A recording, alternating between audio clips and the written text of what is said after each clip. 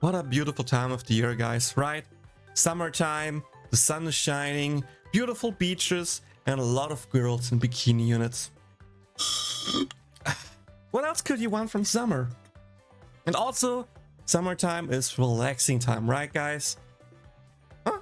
What do you mean with I supposed to be make a banner guide? Is it already time? Damn it, my vacation's already over.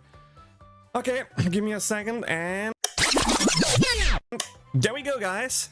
Hey, Katsuma Gaming here with a new banner guide for Pool Party, Darkness, and Forbidden Chris, the big one. I know, it's finally time, or the official name, Swimming in this Resort Pool Part 1. Before we actually start with the banner guide, two quick infos here. First up, at the end of the banner guide, I'm going over the update notes to talk about a few things that are happening there. So if you're curious about that, either use the timestamps or, watch the whole video, preferably. Second of all, I mentioned this before the banner guide because it's really important, and I said I will announce it, and I was right, guys. We are getting Feint Quest skipping with Forbidden Chris, which is so good. I'm so happy for that. Not only are we getting Feint Quest skipping, they also update the attempts that you can do from 6 to 10. So now you can actually waste 200 stamina just like that into 10 Feint Quest runs and hopefully get what you want rather quicker than before. I cannot emphasize how happy I am about this. I'm kind of confused where the updated ranks are, like the higher Feint Quest ranks. Maybe they just drop it later, could be. I don't 100% sure which was the correct order in JP. Maybe it was actually just first Feint Quest skipping and then the new ranks later. I would need to check that out, but I don't care about it here, just want to let that out here. And second of all, with the Zesta and Leah banner, we are also getting a new main quest stage, aka Chapter 4, Part 4, Chapter 3. So mark it down, remember to do it when the banner drops, so you're not missing out on all the free quads that you desperately will need for the upcoming banners. With that, let's jump finally into the banner and starting off with the Pool Party Darkness. And yes, I say Pool Party because they are at the swim resort, and yes, you can still say it's swimsuit, but I'm not sure. They're kind of like a different skin line. Darkness already has a swimsuit unit, and now she is this, so I think it's fair to call it a different skin line while they still really connected. Don't get me wrong, there are also like swimsuit tickets where you can get the old and new units. So take that with a grain of salt. I just like to call it that so it's a little bit more easier for you guys here to understand which unit I'm talking about. We are starting off with a passive trait, which is a 75 HP per turn, and we're already starting off pretty bad with that, because if we just scroll down a little bit to Fast Darkness, you can already see that she gives 6% physical attack and 100 HP each action, so in that regard, already pretty bad as a sub. I don't really think she's that worth it as a sub, but she is still a somewhat decent kit. First, double hit that deals 169 damage 2 times and provides 20% party gauge charge on a 23-second cooldown, and a single target physical attack skill that deals up to 172% if the HP is 70% above or above, and provides a party tier 3 physical attack buff for 12 seconds on a 21-second cooldown. So we have a tier 3 physical attack buffer plus gauge charge for your team, and pretty decent damage, I would say. 172 and 2 times 169 is really not bad. The biggest problem here is I still don't think she's good. We have a downtime of 9 seconds on her physical attack boost, and in the current Electro team, if we are like using Aqua and Forbidden Chris as an example team for we have 6 seconds of CDR, so that would mean we have a 3 second of downtime, right, between each time, so you will never use that skill with the physical attack buff, which will be a damage loss 100%, and also just feels a little bit weird to play like that. So you can use her if you have her, but not running her is also totally fine. And with that, I don't really think you should play for her. If you get her along the way, sure, fine, you can then use her, but all in all, I think she's a rather fine unit, nothing too great, and just skip it. And with that, I think she is actually down here in the strong unit here. Again, you can use her, you can make her worth it, but I feel like we have better Electro units that you can just use over her, and she is a rather niche case. Maybe she should actually move down to the good units if we're liking meta units here, not really sure. I kind of want to wait for her dropping and see how she performs in the global version, because again, we are not having the Rega collaboration, we are not having Misaka, so maybe this will help her be a little bit higher. Well, we'll see, but that's the current hope. Then, of course, the big one, Forbidden Chris. Before we talk about her, let's take a quick look at her kit, what she's actually doing. Her Forbidden Ultimate is a lightning attack, not wind, not neutral. She will be a lightning unit that deals 433%. It has a 100% chance to crit, also takes 150 gauge to be used, and provides your team with a tier 1 lightning damage bonus and a tier 1 crit rate chance for 14 seconds. That's the Forbidden Field effect. So what does this mean? How do you exactly measure like crit rate? Is it that good? Is it just a mediocre buff? And for that, I kind of want to check out an arena run real quick, just to give you an idea how good or bad the crit boost really can be. I decided to open an arena run from the JP version, where I actually use Forbidden Chris in a single target arena. Key thing here, single target. In theory, the crit buff of course works for AoE skills as well, so in AoE arenas it's even more better, because the more enemies there are, the often you have a chance to crit. But even in a single target arena, this is pretty strong, I would say. So first up, here we have her ulti animation, zapping around, striking with a big thunder strike, dealing 142,000 damage, pretty good. Here we can see here, double hit, no crit, basic crit, another crit, not crit, crit, crit. So you see, out of like, I don't know how many attacks, a lot of them critted, which is, I would say, a lot lucky, because now you will see another crit. Okay, another crit, never mind. But like, eventually we'll see that, like, it doesn't mean every attack crits, but you notice the higher crit chance here a lot. Here we go, now it goes again. Not a crit, not a crit. Wanna see stuff here. Non-crit, crit, crit. You can see it kind of, you know, balances it out.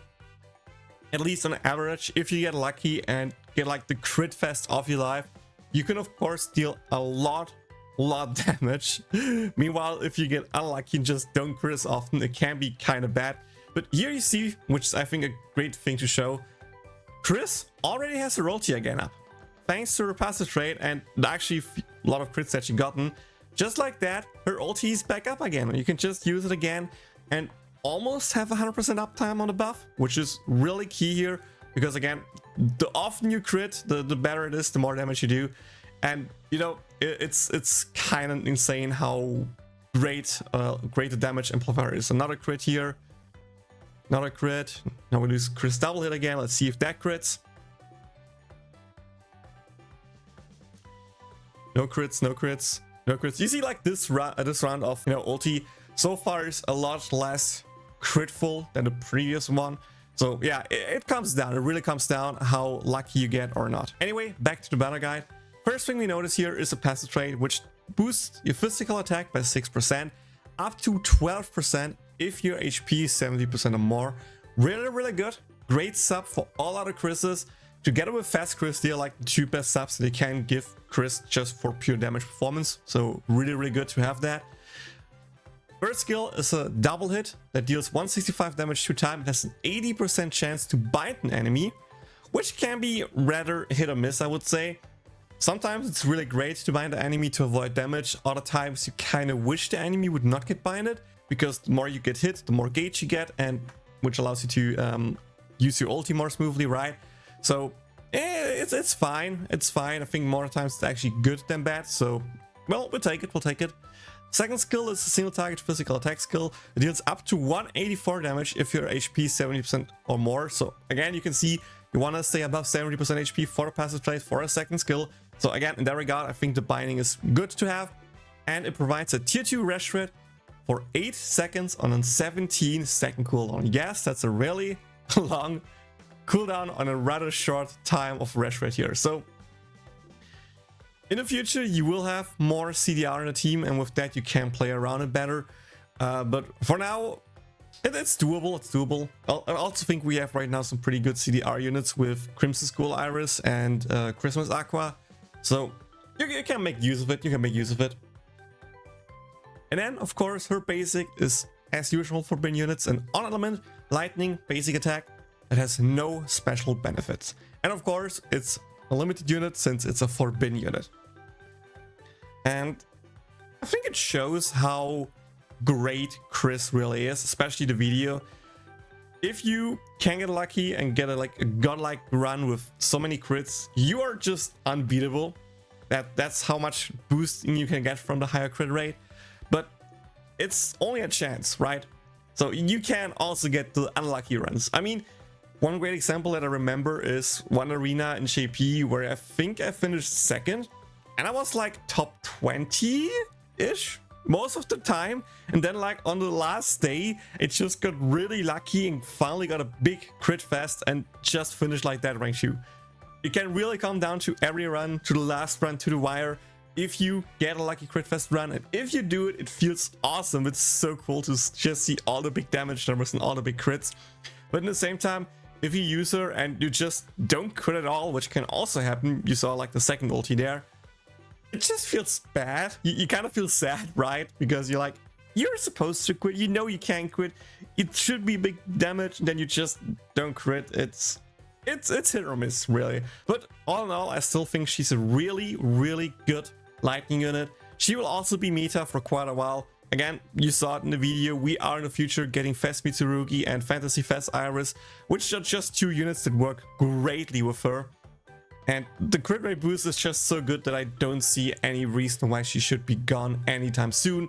Unless, of course, we are getting another lightning forbidden unit that can maybe replace her. We'll see, But another unit that actually has the crit rate boost, which will be Forbidden Kazuma in the future, is also really, really solid. And like the amounts of crits you can get there is so insane. It's so cool. By the way, check my arena runs out for the GP version if you haven't already. I think you see a lot there what's happening in the GP version. And it might be intimidating, but I feel like it's also like really cool to see how arena will play out in the future. So highly recommend checking it out. But yeah, I think that's all I have to say about this banner. Chris, really, really good. Darkness, rather meh. And with that, my personal final verdict for this banner is: do daily single pulls on the banner. Maybe do the paid pulls if you want to, but don't go too deep for Forbidden Chris. The really, really cool thing here is the banner will last until the second banner is over. So the Zesta banner will be live while the Chris banner is also live. So you can, just wait for the second banner, see how your luck goes with Zesta and Leah, and then still pull all the remaining cards into Forbidden Chris. But of course, if you are a Chris simp or you're just liking her that much, you can also freely go for this banner. I don't think pulling for Forbidden Chris is a bad idea, but I'm still staying true to saying go with the second banner. Getting a swimsuit unit later down the line will be harder than a forbidden unit. You have a great chance of getting all the forbidden units in the next forbidden banner again, especially if you're down to invest and do the paid banners, because the step ups with the higher chance for forbidden units are just that good to getting forbidden units. So yeah, that's why I think saving for Zesta and Leah is more important than Chris. But again, do as you please. And of course, last but not least, ranking for Forbidden Chris in the tier list is, to no one's surprise, up there in the meta units on element tier. She's one of the best lightning units. She will stay one of the best lightning units for quite a while. So putting her up there is like no brainer. Okay, with that out of the way, let's switch back to Discord and just talk about all the patch notes that we got there and what some other interesting things there are. First up, of course, we're getting the story events, something in the resorts pool, where we are getting Forbidden Chris and the welfare swimsuit Lisa, which is cool for people who don't have the Forster swimsuit Lisa, so they can at least enjoy her life to D-model. Really great. We are getting double drops for main, free, event, and Fame Quest double EXP. So Fame Quest is just double EXP, not like double drops, which would be broken. So I understand why they make it, but still nice to have. We are getting a celebration for the new character Zesta, which is really cool. Then we have the second event, Spectre Attack, Supreme Pontiff of the Axis Honor. Interesting name. We are getting a Zesta celebration login bonus, and we're getting another primetime event. This time we are getting double treasure drops and the big one, Fame Quest, half stamina. So if you don't need to grind anything, Save your stamina for the half stamina campaign. If you, of course, got the Chris and want to grind her, feel free to do so. But I think save your stamina for this, because at that point, we have Fang Quest skipping, we have half stamina. You can go so ham on grinding units. It will be so good. I will use most of my stamina there, hands down. This will be a really intense time period where I play a lot of Konosuba global version, but I will be so ready for it and so happy to just grind all my units at once. I'm so happy for it. Okay, then the recruits. We are, of course, getting the Forbidden Adventure Festival Glowing Night Resort Pool recruit, which is, by the way, the real name. I just said the bad name, sorry. But it doesn't matter. You see it in the YouTube title, I guess. Then, of course, we're getting the Infinite recruit with Forbidden Chris, which is always nice. We're getting what I talked about, the Step Up banner for the Forbidden recruits. And again, the really cool thing here is, first up, you have a higher chance of 4 stars. From the step 3 to 5, you have a higher chance to get Forbidden units. I think it's like 5%, 10%, like 10%, 20%, 30% chance or something like that to get a Forbidden unit, with a 4-star being guaranteed at each step, I think. So, you know, the chance of getting a Forbidden unit, either Ult or the Chris here, is really likely. Quick story here from my JP account. I did this pull, I did the step up because I needed Chris, and in the whole step up, I got all previous Forbidden units, aka Aqua, Wiz, and Megumin, and the last pull on the last step was then Forbidden Chris as well. So yeah, just by doing this step up, I got all the Forbidden units. That's just showing how good this is. And the longer we are going and the more Forbidden units that are coming out, the better this banner actually kind of gets. At least right now in JP we have Forbidden Leah, and I think it has even higher chances. And we are also getting a ticket that just guarantees your Forbidden unit hands down. Of course, we have more Forbidden units, so sniping the new unit out of that is hard. But again, I feel like these are more notably for those people who are missing auto Forbidden units, because the general Forbidden units pool is just enhanced here, not just Forbidden Chris. So if you're missing all the units, this one is great. If you're just missing Chris, I think pulling on a normal banner or the 2K banner might be a better chance, though. Again, Forbidden Chris still has a rate up here. It's still a higher chance to get Forbidden Chris here. But of course, it's pay quartz and it's not guaranteed to get Chris. So, you know, up to you if you want to do that. Then we are getting a re-release of previous swimsuit units in different parts. So, fine, I guess. But at the same time, none of them really matters anymore. Like, none of them really matters. You could argue that Vanir is still fine-ish because we use them in the current arena. But also only if you're not having the new meta unit. So before you pull on this banner, just pull on the current banner, right? We're getting Mel's birthday recruit. You know, free quartz, free multi, nice to have. Then we, of course, we're getting the Zesta banner. With the Zesta banner, we're also getting the 2K multi banner, which is nice. We are getting the Zesta guaranteed recruit. That's also a pretty big one for all the spenders out there. This is sadly not a free-to-play banner, but I think it costs 4,000 pay quartz, which is higher than usual. But this banner means if a 4-star character appears, that's the key one, you have not a guaranteed 4-star, but if one of the units, the temple, is a 4-star, it is 100% guaranteed to beat Zesta. So it's high risk, high reward, because you can do the multi for 4k, which is again higher than normal multi, and you're not getting any 4-stars and it's just wasted. But if you get just one 4-star, that's all you need. Zesta is yours, and you're done. You are done. I mean, yeah, you kind of still want Leah, but you're just Zesta like that. It's really, really cool. So far, this banner for me has been more of a letdown than, you know, Hawk, because I feel like out of all the times I did it, I got like 3 times a unit, and that was mostly on banners with 2 units anyway, so I still needed to pull for the second unit. But sometimes it actually helped, but most of the time I just didn't get any 4-stars. So if you plan on pulling this banner, good luck. I pray for your luck that you actually get the 4-star and just get Zesta. But of course, you know, it's a whale banner, so if you're not down to spend, you can just pull the normal banner. It's totally fine. But if you're down to spend the 4k quartz, this has the chance to be really, really good for you. Then last but not least, we are getting the training support step up, which is, I think, more of a scam banner, let's be real here. Yes, if you do this banner, you have a chance to get Zesta, but I don't think it has like... Well, maybe it has rate up. I think it could have rate up, but there's like no guaranteed force or something like that. The only real cool thing here is that you are getting character shards. which, you know, is good to upgrade your Zesta, but at the same time, if you play for quite a while, you probably have enough adventure shards anyway that you can just max them out from the instant. So if you're one of those persons who just don't need this banner, if you desperately need shards, especially for Zesta, and you maybe don't even have him yet, you can also try to do this pull, see if you can get some shards from him while also getting him, or just get the shards and then pull the normal banner afterwards. So again, only pull on this banner if you need Zesta shards, otherwise just pull on a normal banner. We're getting re-release part 2 of Swimsuit. Again, whatever. We really don't care about any of those units.